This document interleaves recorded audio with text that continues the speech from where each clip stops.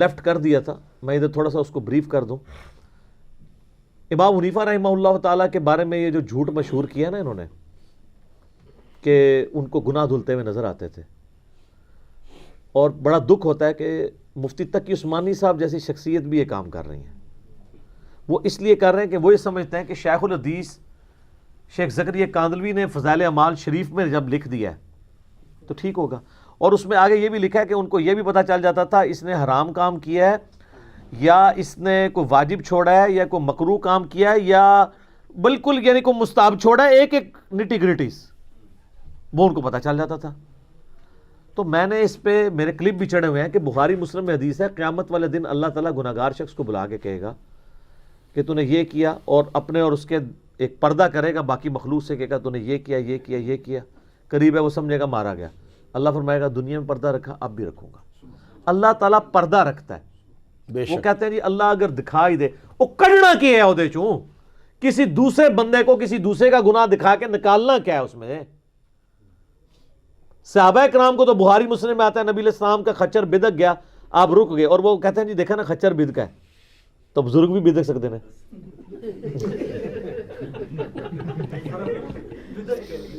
سر وہ خچر اس لیے بدکا کہ بخاری مسلم میں حدیث ہے کہ جو عذاب قبر ہے نا جن اور انسانوں کے سوا ہر مخلوق سنتی ہے، وہ ایسے ہیں، وہ خچر بدکا ہے.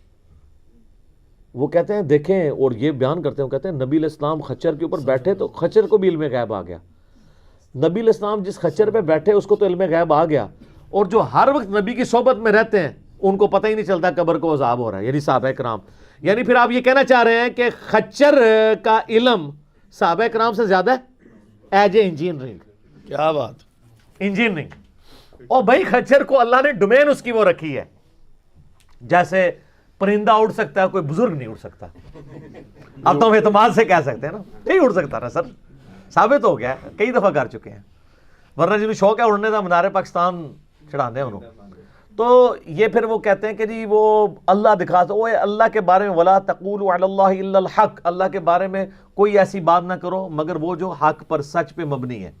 آپ کو کس نے اختیار کیا ہے کہ آپ لوگوں کو اللہ کے نام کے اوپر یہ دھوکہ دو کہ امام حنیفہ کو اللہ چاہے تو نہیں دکھا سکتا، یہ کرامت ہے. سر یہ کرامت صحابہ کو تو نہیں ملی، صحابہ کرام کو تو نہیں پتہ چلا. اسامہ ابن زید کی حدیث یاد کر لیں بخاری مسلم کی، ایک جنگ کے دوران کافر نیچے آیا، تلوار کی نوک جب قریب پہنچی کلمہ پڑھ لیا، پھر بھی انہوں نے قتل کر دیا. بعد میں قلق رہا، نبی علیہ السلام سے آ کے عرض کیا یا رسول اللہ اس طرح مجھ سے ہو گیا تھا. آپ نے فرمایا جب اس نے کلمہ پڑھ دیا تھا تو نے اس کو کیوں قتل کیا؟ کہا یا رسول اللہ اس نے اوپر سے پڑھا تھا، دل سے نہیں فرمایا پڑھا تھا. آپ نے فرمایا کیا تو نے اس کا دل چیر لیا تھا؟ اسامہ تو کیا کرے گا جب قیامت والے دن وہ لا الہ الا اللہ پڑھتا ہوا کھڑا ہوگا، اللہ کے حضور تیرے خلاف مقدمہ کرے گا.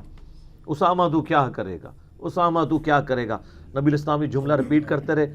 اسامہ کہتے ہیں میرے دل میں اس وقت خیال ہے کاش آج سے پہلے میں کافر ہوتا، آج میں کلمہ پڑھ کے مسلمان ہوتا، میرا یہ گناہ تو معاف ہو جاتا.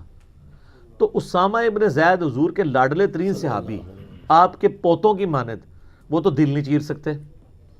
تو امام حنیفہ رحمۃ اللہ علیہ کو گناہ دھلتے ہوئے نظر آ جاتے تھے. وہ کہتے ہیں جی وہ دیکھیں نا حدیث شریف میں ہے کہ وہ وضو سے گناہ دھلتے ہیں.